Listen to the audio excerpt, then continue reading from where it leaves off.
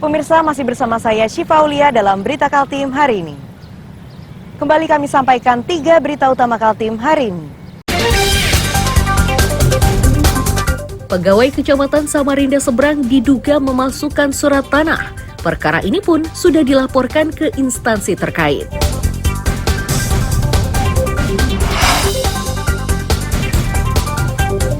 Ibu kota negara Nusantara di Sepaku Penajam Pasir Utara kini dilengkapi mobil listrik sebagai alat transportasi.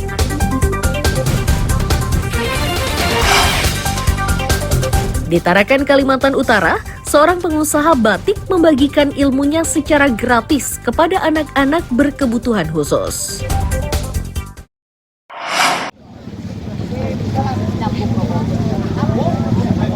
Puluhan ambulans inilah yang kerap dimanfaatkan untuk menolong warga.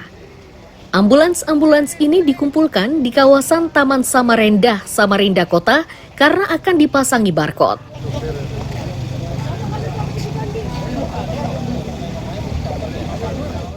Kepala Dinas Perhubungan, Hotmar Rulitua Manalu menyatakan, pemasangan barcode ini merupakan apresiasi pemerintah kota atas dedikasi yang diberikan para relawan. Barcode tersebut diberikan agar mereka mudah mendapatkan BBM di semua SPBU.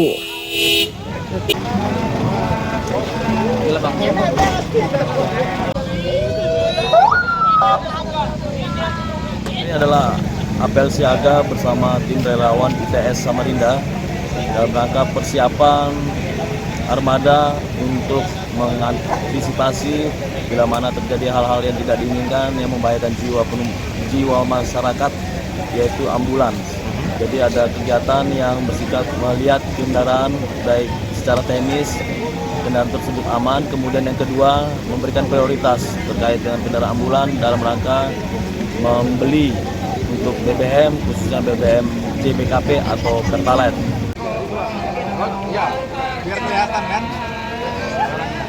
Sebelum diberi barcode, para relawan kesulitan mendapatkan BBM. Jalur khusus akan diberikan jika ambulans tersebut mengangkut pasien. Para relawan menilai kebijakan tersebut sangat menyulitkan.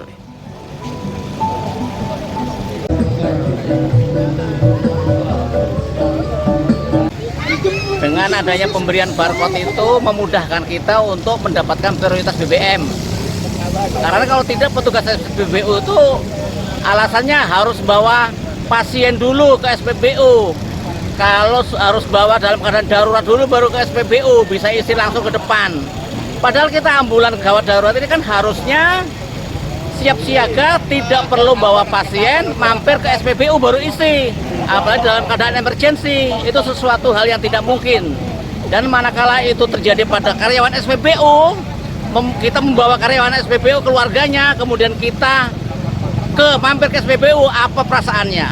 Demikian juga dengan masyarakat yang lain manakala dalam keadaan darurat. Kita terkait dengan COVID ini, sehingga dengan cara mereduksi ini, Pemasangan barcode bertepatan dengan perayaan Natal dan Tahun Baru ini sengaja dilakukan agar para relawan bisa lebih maksimal saat memberikan pertolongan kepada warga yang membutuhkan.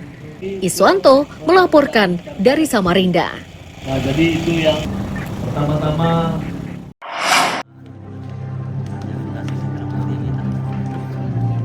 Pertandingan sepak bola memperebutkan Piala Bupati Kutai Barat ini digelar di Stadion Sualas Gunak Sendawar, Kutai Barat. 24 tim putra dan putri yang berasal dari 16 kecamatan meramaikan kejuaraan tersebut.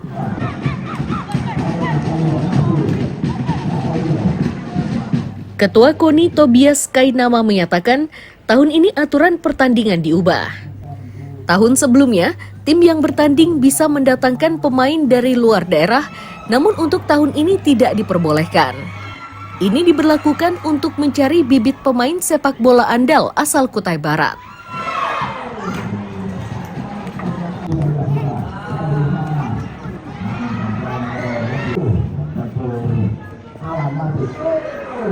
Kita ada 16 kecamatan sesuai kecamatan yang ada untuk putra. Kemudian untuk putri ada 8 kecamatan.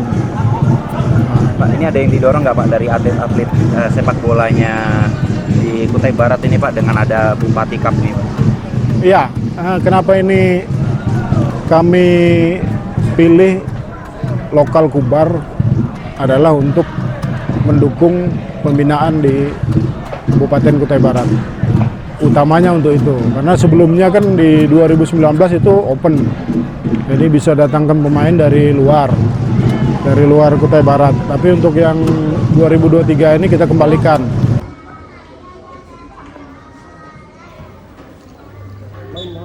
Pertandingan di kejuaraan ini menerapkan sistem setengah kompetisi dan seluruh tim dibagi menjadi 4 grup. Nantinya juara grup ini akan saling berhadapan untuk menentukan juara. Danis melaporkan dari Kutai Barat.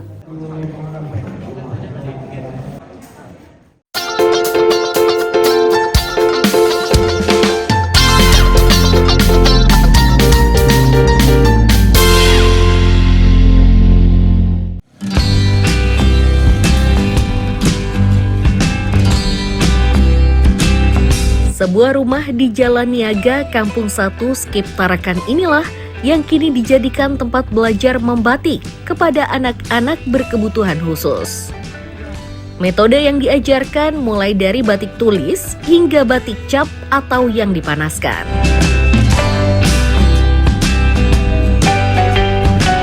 Adalah Sony Lolong yang mengajarkan ilmu membatik ini. Istimewanya, Sony membagikan pengetahuannya tersebut secara gratis. Sony melakukan itu semata untuk membantu anak-anak agar memiliki pengetahuan untuk bekal masa depan mereka. Sony menghabiskan waktu mulai dari pukul 10 hingga jelang malam.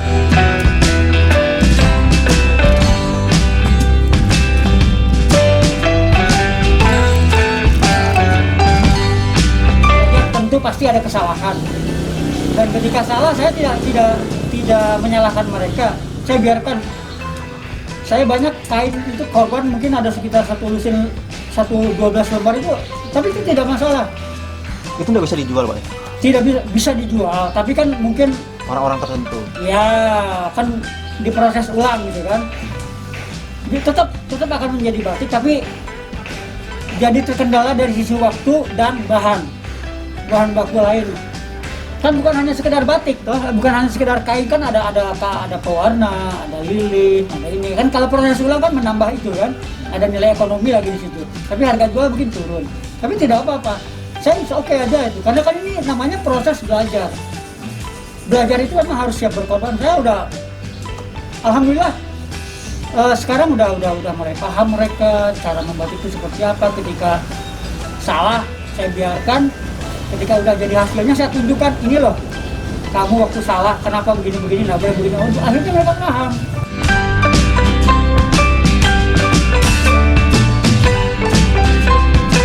Bantuan yang diberikan Sony Lolong ini cukup melegakan para orang tua. Mereka yang awalnya resah dan khawatir dengan masa depan anak-anaknya kini lega. Perasaan bangga mereka semakin bertambah setelah melihat hasil karya anak-anaknya cukup bagus dan bernilai ekonomis.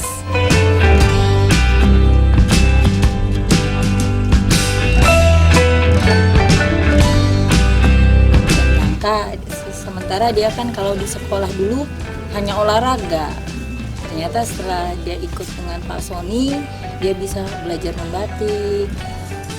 Jadi saya berterima kasih juga pada Pak Sony, sama pihak Pertamina juga.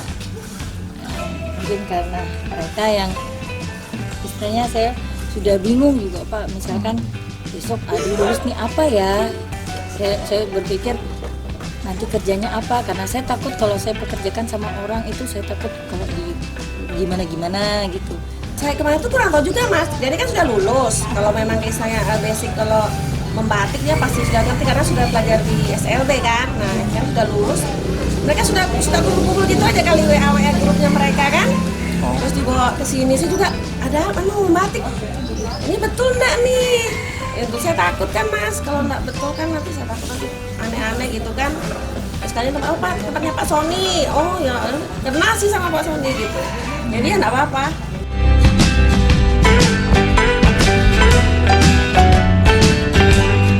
Toko batik Tarakan inilah yang dijadikan tempat menjual berbagai jenis batik. Sebagian dari batik tersebut merupakan karya anak didiknya. Dipastikan batik tersebut memiliki kualitas bagus. Mustafa melaporkan dari Tarakan, Kalimantan Utara.